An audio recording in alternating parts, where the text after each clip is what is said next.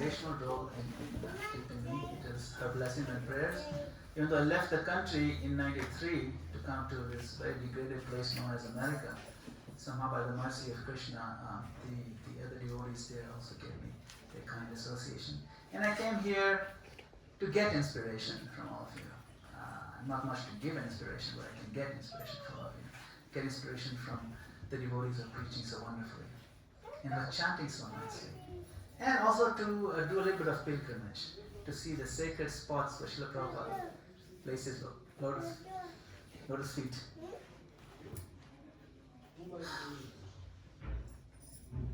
Hare Krishna, Hare Krishna, Krishna Krishna, Hare Rama, Hare Rama, Rama Rama, Hare Hare. See this? I don't have a big screen, so I'll just turn it on.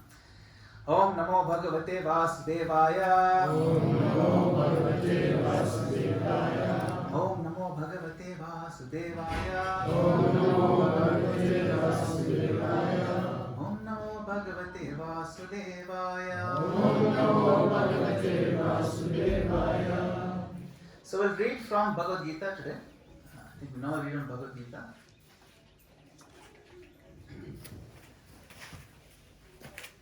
We'll do chapter 10, verse number 25. 10:25. If you want to look it up, you can look it up. Okay, you can just recite after me. Maharshinam Brahuraham Giramasmyekam Aksharam Yajnanam Japayagyosmi Stavaranam Himalaya. Okay, I'll just read the translation. Of the great sages, I am Bhrigu. Of vibrations, I am the transcendental Om. Of sacrifices, I am the chanting of the holy names Japa. And of immovable things, I am the Himalayas. So you see, Krishna is saying, of any category of things, I am the top. Of immovable things, I am Himalayas. Of the great sages, I am Bhrigu, like that. The best vibration is Om. But of the sacrifices, of all kinds of sacrifices that we can do, he is what? Japa. He's a Japosmi. Specifically Japa, which is chanting of the holy names in a particular way. So I'll just skip the part.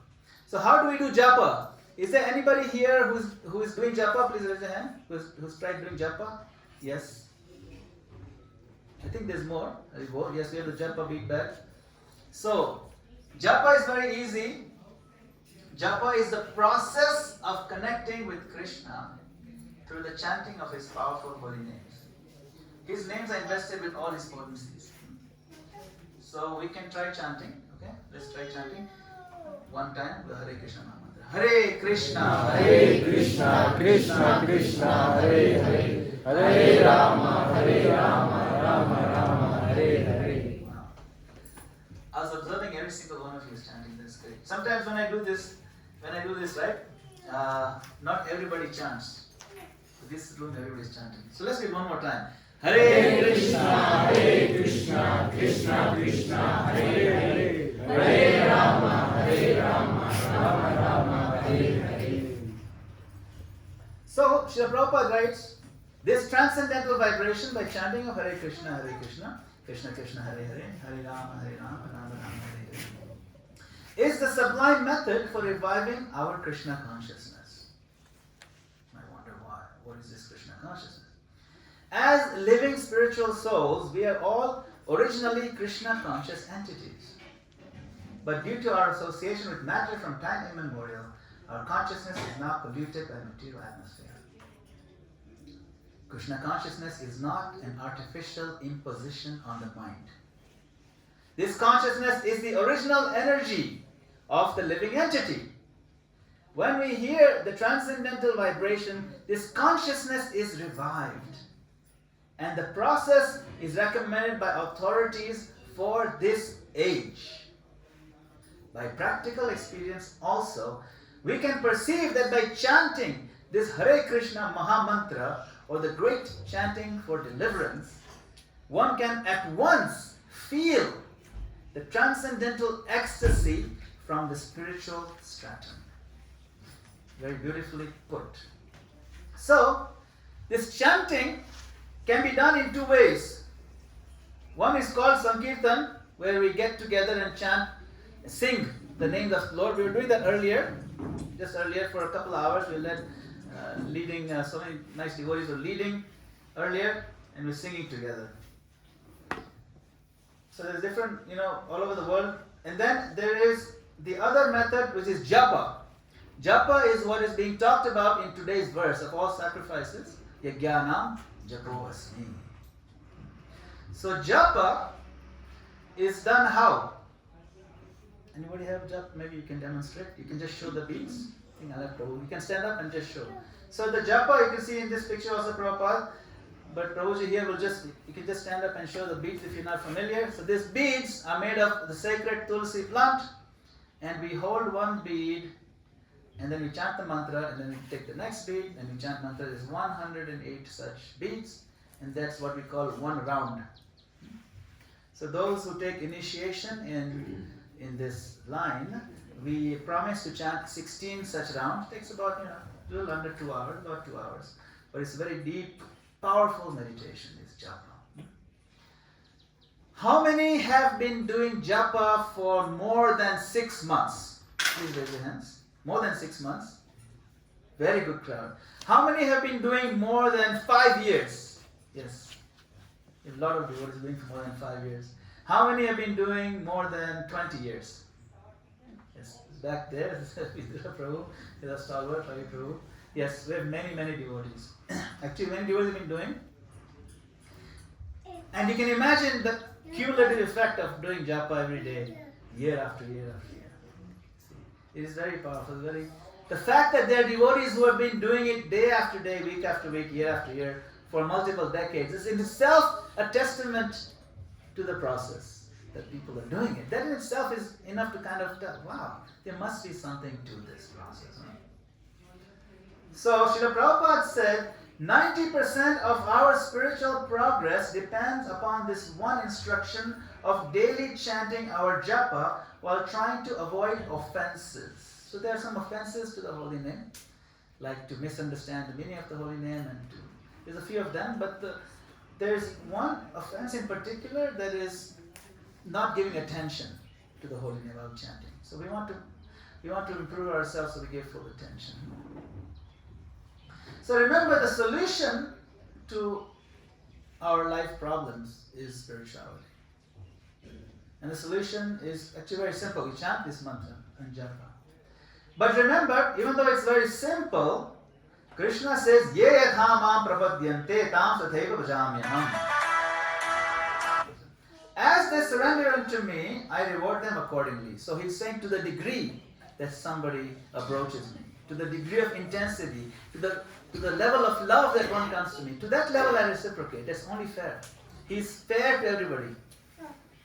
If you don't want a lot of Krishna in your life, he will not force himself on you. But if you're really interested, he will give himself completely. Our challenge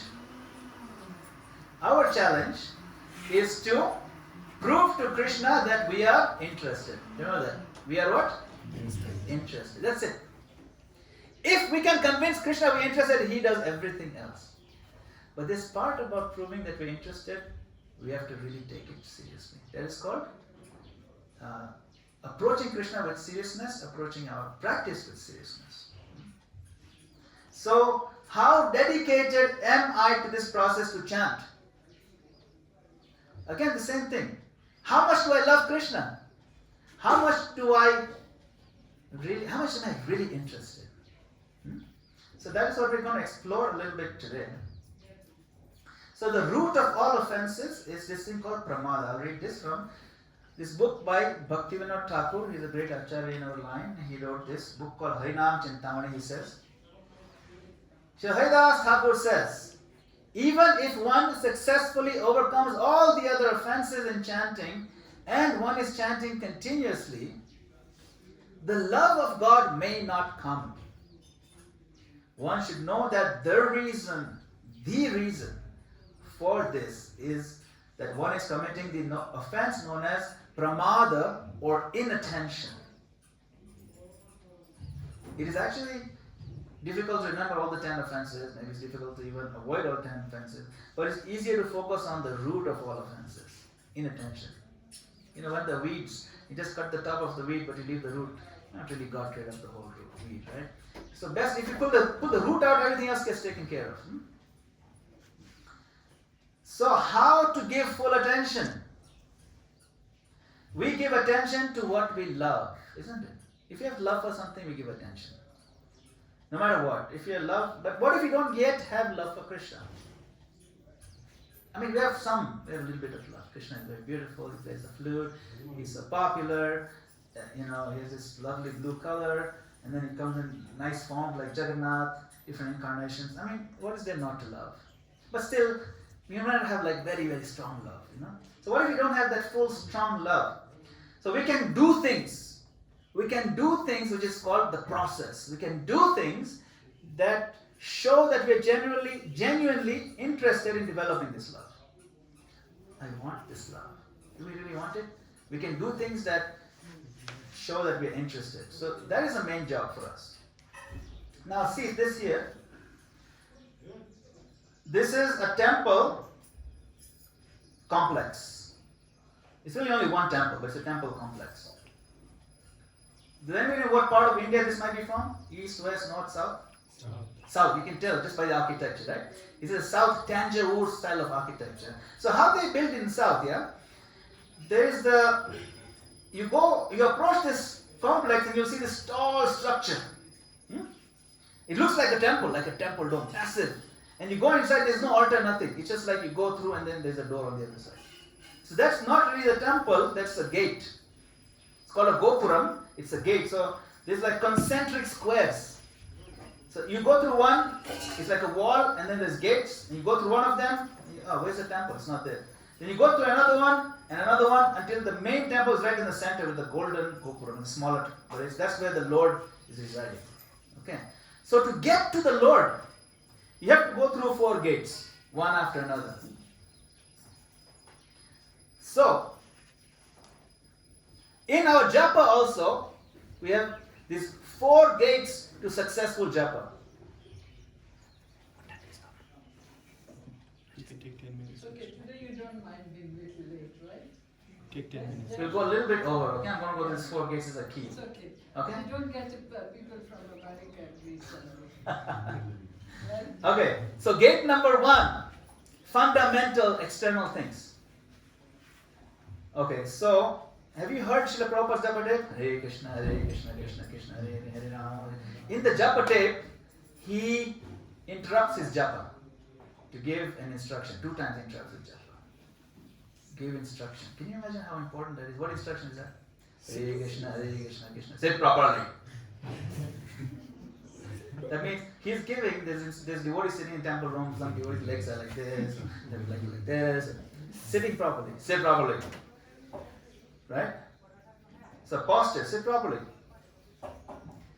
Why did he say sit properly? Why does he interrupt his own japa? It must be important. If somebody comes to visit you, like a friend who hasn't come after a long time and they come, right?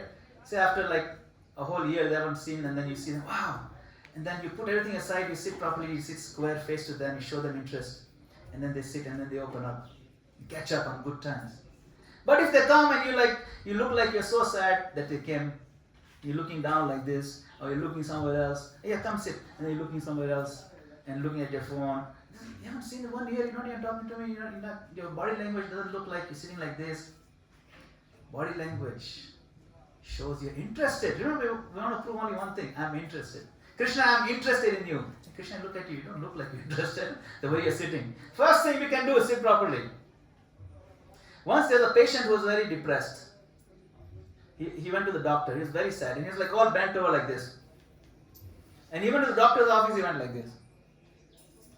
And then he said, Doctor, I'm feeling so sad all day, I'm debilitated, I'm depressed, I can't even do anything, I'm just like.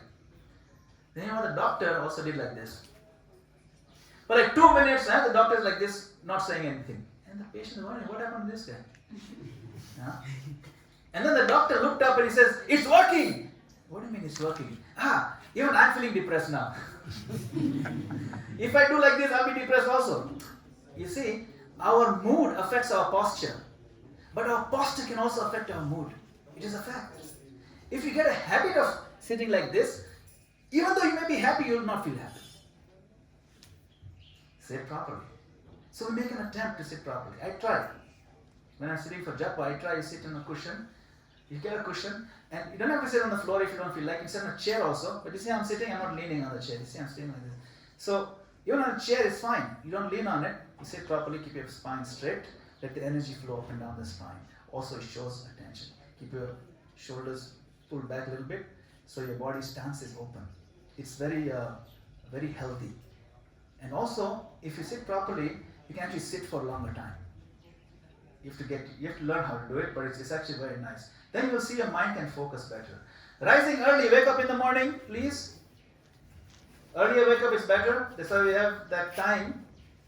The time before sunrise is much more conducive, because Brahma Muhurta time is a golden hour for getting the best energy for connecting with Krishna. Rising early. Then you pronounce clearly. Hare Krishna, Krishna Krishna, Hare Hare, Hare Rama, Rama Rama, Hare Hare. Not like, or like, hey, kitty, kitty, kitty, kitty. It's like you're calling a cat or something. Here, kitty, kitty, kitty, kitty. Here, kitty, kitty. I've seen something. What is that? Call some cat is not done. Hey, mama, mama, hey, hey. No.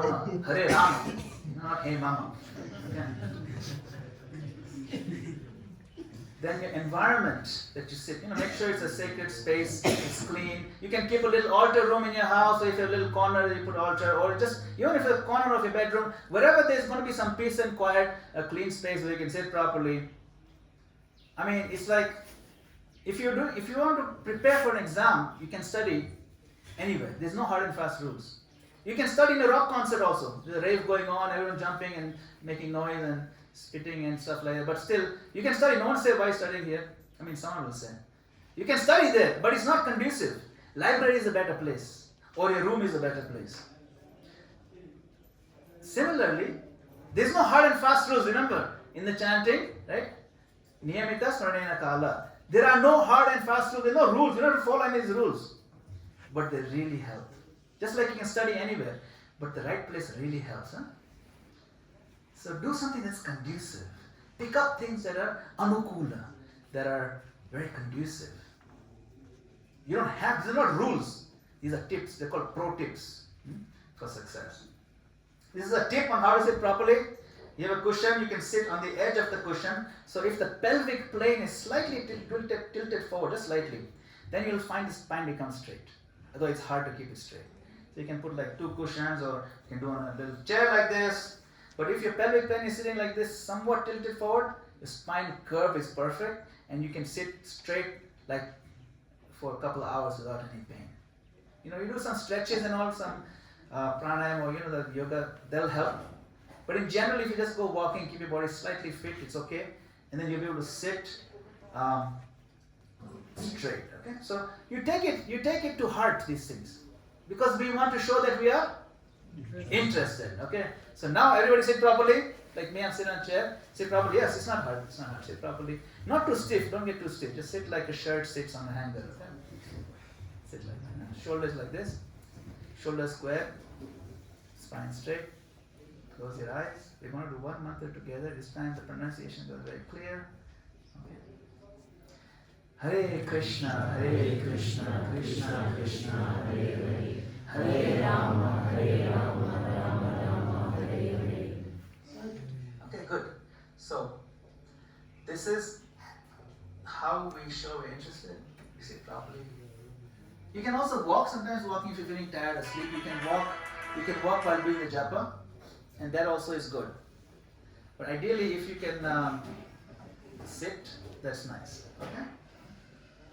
Can I say that younger people should try to sit on the floor with cushion? Yeah. Rather than chair. Chair is for older people. Okay, that's the announcement, public service announcement. The chair is reserved for older people. Young people sit on the floor. Younger people generally have more flexibility and things like that. So leave the chairs for the elderly. Also, if you're young and you sit properly on the floor, you develop that habit, and that lasts longer in your life. It's also healthier.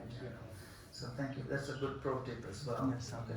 So we went through this: sit properly, environment, sacred spaces. The next one, people think it's impossible. It's not. The second gate. So we passed to the first gate. Okay, the external things.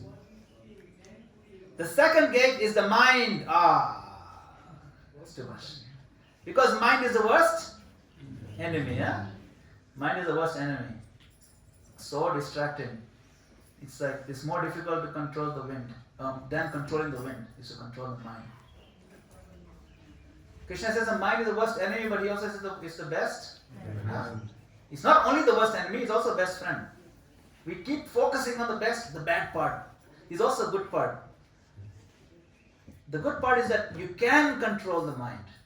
It's not impossible. Does Krishna tell Arjuna, no, it's not hard to control the mind? Arjuna says he can't control the mind. Krishna says what? What did he say? He says, Asamshayam Mahabaho, doubtlessly it is difficult. He says, I agree.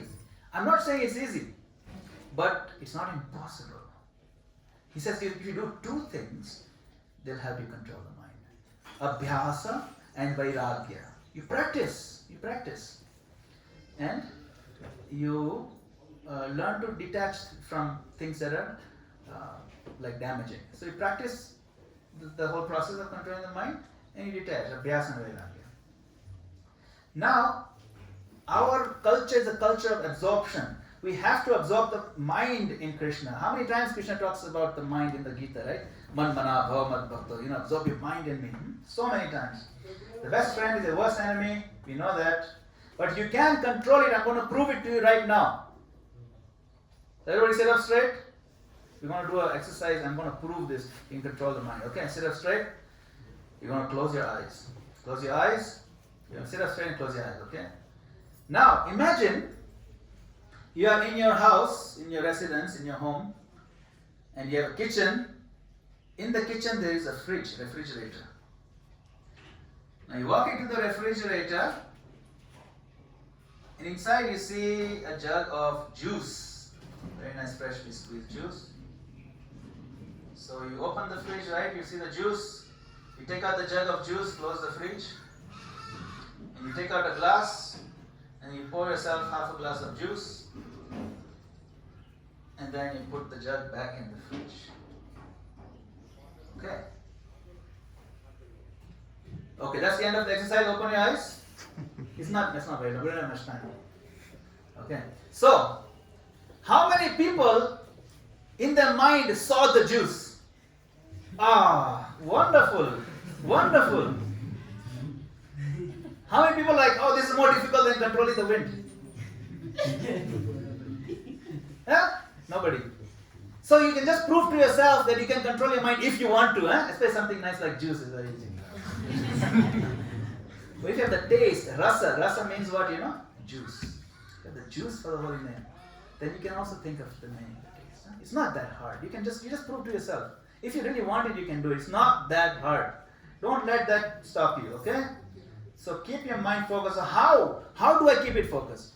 Before you start chanting, reflect on the importance of the holy name. Reflect on the meaning of the holy name. That Krishna has invested his potencies in this holy name. Namnamakari Bahuda Nija Sarva Shaktis. That's why before in the temple, before we chant, we read the Shikshashtakam. It reminds us the power of the holy name. And then we also read this Namamrita, which is a collection of Prabhupada's teachings on the holy name. Now, Krishna has invested how many potencies in his holy name? 1, 2, 3. Which of his potencies has he invested in the holy name? All. Namnamakari Bahuda Nija Sarva Shakti. Sarva means all. That means nothing is missing. Every potency of Krishna, including his beauty, his activities, his form, his glories, all his philosophies, all there in the holy name. So imagine you think of that philosophically, intellectually, You create an intellectual foundation before you start chanting it. Your mind, Krishna is personally present in His holy name. Huh? And then mentally, before you start chanting, you dedicate this to the Lord. My dear Lord, this is for you. This mantra I'm going to chant is for you. This round I'm going to chant is for you, my Lord. It's for your pleasure. You offer it on a plate of golden plate in your heart to Krishna. Then your mind, your intellect is aligned correctly. Huh? Before you start chanting, you do this. Clear? Yeah. Are we together? So now we have gate number 1, gate number 2. Sit properly, everyone please sit properly. We're going to do this one more time. Normally I do 3 mantras, but we are out of time, so do 1 mantra, okay? Sit properly, focus. Now you know Krishna is personally present in His holy name. With that knowledge, while sitting properly, while chanting clearly, let us do the best mantra we've ever done, okay? Ready? Let's do it. Hare Krishna, Krishna Krishna, Hare Hare, Hare Rama, Rama Rama, Hare Hare. How does that feel? Does it feel a little bit better than the normal way? Than your regular way? A little bit better, isn't it? Because you're putting some effort. You're aligning the mind. Okay? Then there is the gate number 3. Japa with feeling. So we have gate number 1, external things. Gate number 2, the mind. Gate number 3 is a little bit more than the mind. There is a level of our consciousness which is beyond the mind. It is more of a emotional space. The feelings in our heart. You can say the mind and then there's a heart. And when the heart makes up its mind, the mind cannot do anything. Your intellect cannot support. So if you're emotionally connected, if you're emotionally attached to one particular thing, then no amount of rationality can stop that. Our emotions are very powerful. We need to connect to Krishna beyond intellectual and mental. Required. The intellectual mental is required. But the next step is what? The emotional, the heart. Gate number 3 is the heart. Huh? So, Bhaktisiddhanta Saraswati says, the name is heart deep, not lip deep. Namakkar bahir hoy, nama nahi hoy. The letters are not the name. The name has to come from the heart. If you engage the heart, the feelings. Vrindavan Das Thakur, he writes in Chaitanya Bhagavat, Bhakti means crying while remembering Krishna's name. We have to cry. We have to cry while remembering His name. That is Bhakti.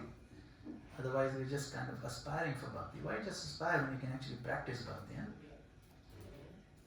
Is there anybody here who has not cried in their life?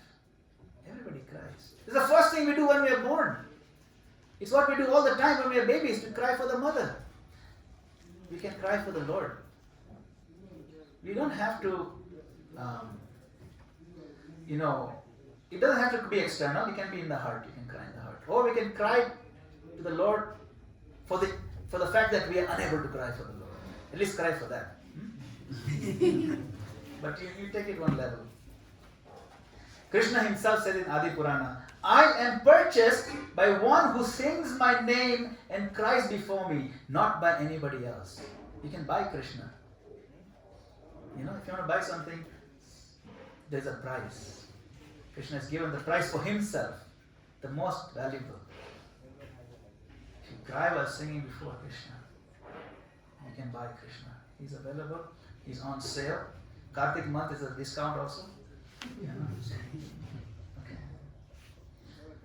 So, the emotions. What is the most powerful emotion? It's love. We want love for Krishna, isn't it? We want pure love for Krishna, isn't it? Once we have love, we have everything.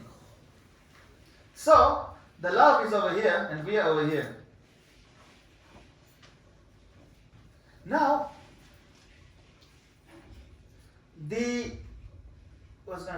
love is a very far goal. It's the emotion, you can't jump to love. It's impossible. From here, you can't jump all the way to this one.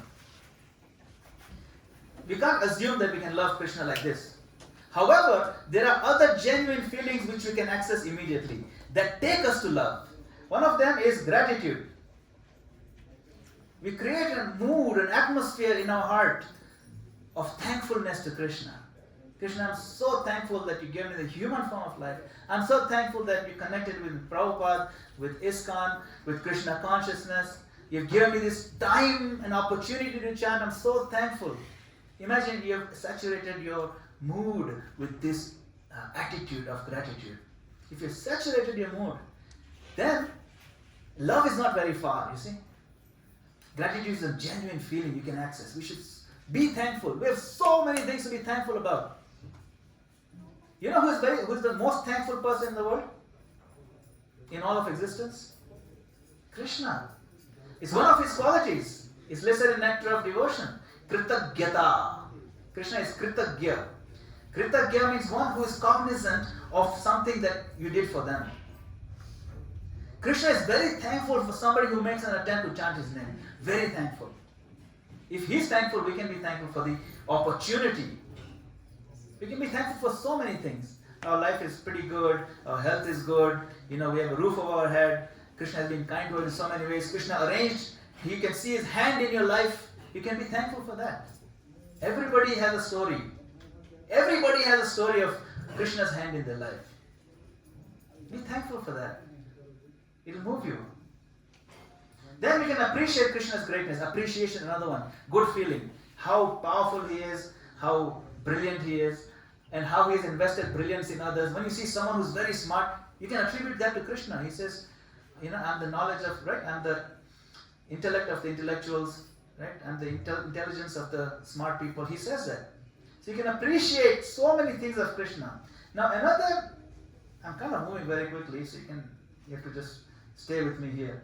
Another emotion that may seem counterintuitive is remorse. It's a very powerful emotion. If you did something wrong and you genuinely feel you shouldn't have done it, it moves your heart and it purifies you like anything. Repentance is powerful. You go to the church across the street, repent! It's powerful. Repentance has its pure form. Hari Hari Bifale Janama-gopāla. There's a bhajan by Bhaktivinoda Thakur. It says, Oh my Lord, Hari Hari, Bifale, without fruits, fruitlessly, uselessly, I've wasted my human life. Manusha Janama Paya, I got this human body. Radha Krishna na bhojiya. I did not worship Radha Krishna. Janiya Shuniya Vishakhayu. Knowingly, willingly, I've drunk poison because I did not worship him, my Lord. I'm so sorry. Many of Bhaktivinoda Thakur's bhajans are steeped in remorse because it's a very powerful feeling. It's very purifying. Because if you regret missing the opportunity, then now you will not miss the opportunity.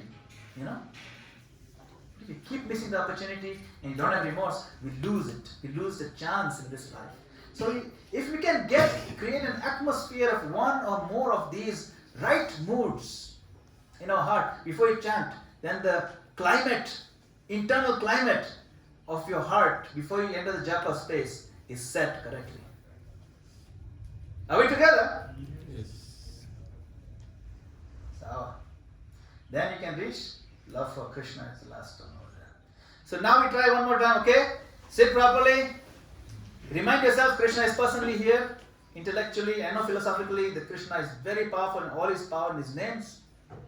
And then we can let's try gratitude. Let's be very thankful, Krishna, for this opportunity that today I can chant your name in the company of devotees who are also chanting together. It's wonderful. I'm so thankful, Krishna. With this gratitude, let us chant. Hare Krishna, Krishna Krishna, Hare Hare, Hare Rama, Rama Rama, Hare Hare. Okay, we'll do this 2 more times, 2 more mantras. This is because they're combining everything. Try to please keep your climate in your heart. Give him your heart. Okay, 2 more mantras. Hare Krishna, Krishna Krishna, Hare Hare, Hare Rama, Rama Rama, Hare Hare. Hare Krishna, Krishna Krishna, Hare Hare, Hare Rama, Rama Rama, Hare Hare. Just feel this sweetness in your heart. The vibration has purified us. This is the happiness, the joy. We're just in the beginning of it. Now you do this 16 rounds like this. You do 16 rounds like this and you come and tell me next week that it didn't work. I'll give you your money back. Okay. It'll work. Guarantee. So let's recap the 4 gates. Fundamentals, externals, sitting properly, waking up early, sleeping early, so on, so you have enough energy. So many things you can do. Nice space, you sit properly, like you sit in the right place. And the mind, you know how to control it. Intellectually, let's understand what we're doing. Philosophically, being aligned. The heart, fill the mood of your internal room with gratitude, with appreciation, with some feeling, maybe even remorse. Now the 4th gate, the final gate. When you come to the 4th door, 4th gate, the handle of this gate is on the other side. There's no handle. We can't open it. We can't do anything. But it's a real gate. That gate is the gate of mercy. Only Krishna can open that door. But we have to reach that door and knock on that door and Krishna will open. We have to beg for His mercy. Now you may say, why can't I beg over here? I can just start begging from the beginning. Isn't it? You cannot beg here because the door is over here. You cannot knock on this door if you have not crossed this one. Are you together? The only thing that makes us even qualified or eligible to knock on His door for mercy is if we have given Him everything. Think about it. My Lord, I've given you everything. Now at least open the door. What more can I give you? I gave you my external, my voice, my clarity. I woke up early even though I can't wake up early. I tried. I woke up early. I took a shower. I don't like showering. I took a shower. I'm sitting properly even though I don't sit properly. But today I'm sitting properly for you. And then I'm keeping my mind aligned with the philosophy of Prabhupada. And I'm giving you my feelings. What more can I give you, my Lord? So please now you knock. Hodi. And then Karibu. When you reach this gate, you see the gate is already open. Because you've put everything there. And Krishna will give you His mercy in abundance. For sure. You try it, otherwise you get your money back, okay? Let's do one more time. Hare Krishna, Krishna Krishna, Hare Hare, Hare Rama, Hare Rama, Hare Hare. So, we talk about surrender. Krishna says, surrender unto me. The elements of surrender are this. There are 6 divisions of surrender. Acceptance of things favorable to devotional service, rejection of unfavorable things, conviction that Krishna will give us protection, acceptance of the Lord as one's guardian or master, and full self-surrender and humility. The 6 things. Out of the 6 things, acceptance of those things favorable to devotional service is one of the elements of surrender. If you want to surrender, this is essential. There are no hard and fast rules. We don't have to do any of these tips. We don't have to follow them because there are no rules. But they are favorable to success, isn't it? All those things, are they unfavorable or favorable? Favorable. So, if you do things that are favorable, that is called surrender. It is called Sharanagati. One of the 6 principles of surrender. So I'm just to summarize now, I'm going to end very quickly.